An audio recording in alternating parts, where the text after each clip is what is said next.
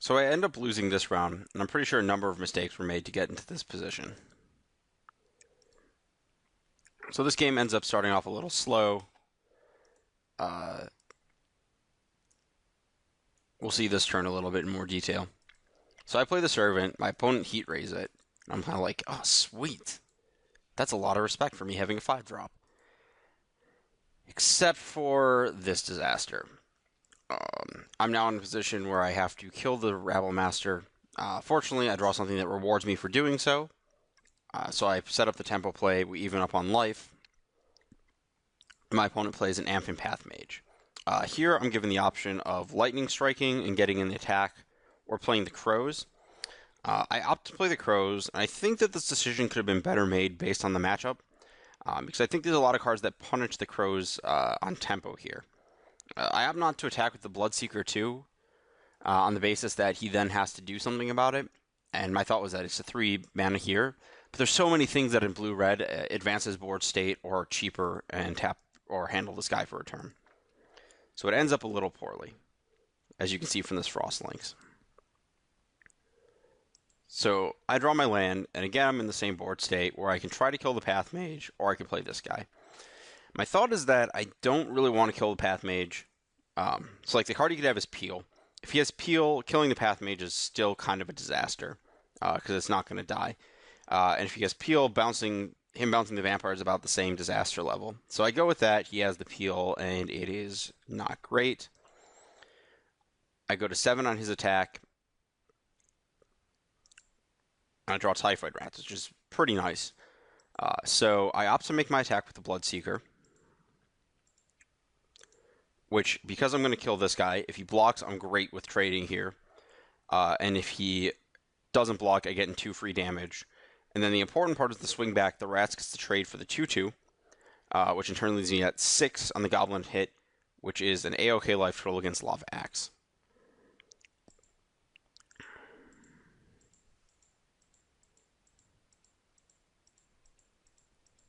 So as we can see, that's exactly what happens.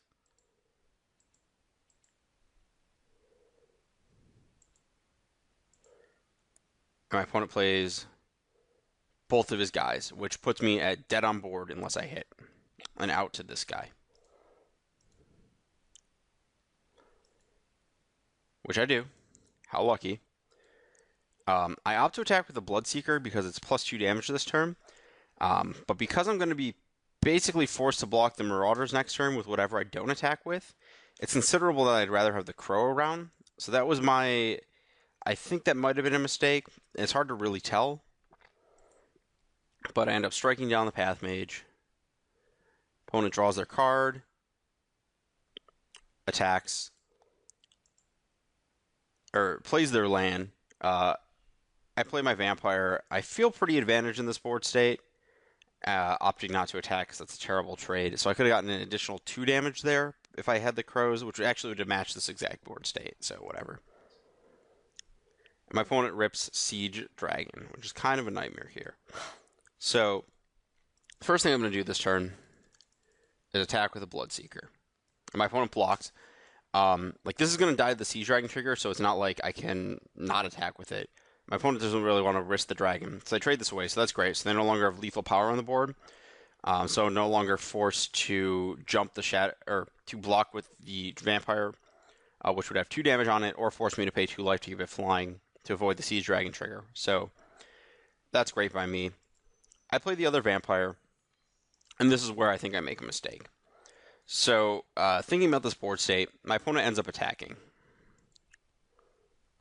And looking at it, if I take, I just have the Vampires, the Sign of Blood that does nothing, unless I draw Inferno Fist, and then that's equal to lethal damage there.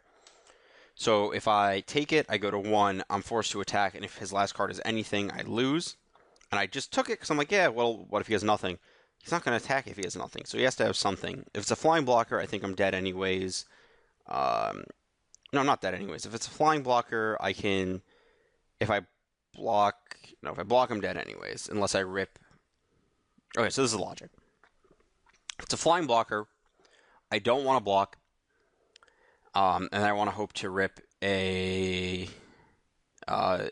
stoke the flames, because then I get to attack with both vampires. One of them gets through regardless. If it's a bounce spell, I also don't want to block, and I want to rip stoke the flames. And if it's a non-flying blocker, I want to block. Though that is probably the greatest chance. It ends up being that I don't block, that's exactly what he has, and I don't rip the stoke for lethal. And whereas if I did block, I'd be at 6 life still. I could pay 2 life on the vampire, hit him for 4, and then Sign in Blood to try and draw a stoke. So it's a lot closer than I guess I thought at the time, but it still kind of sucks to lose that way. So I'm pretty sure I also made a terrible game-losing mistake this game too. So this is an easy mulligan. Our hand doesn't do anything early unless we hit.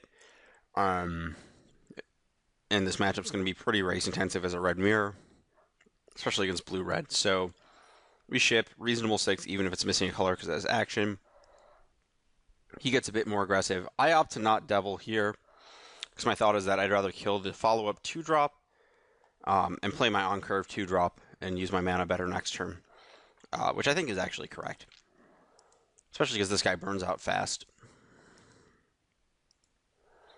He has a hammer hand and another denizen. I take some damage. I get a little scared. And this is where things start to go downhill. So I ping here, and I attack because I think I want to race.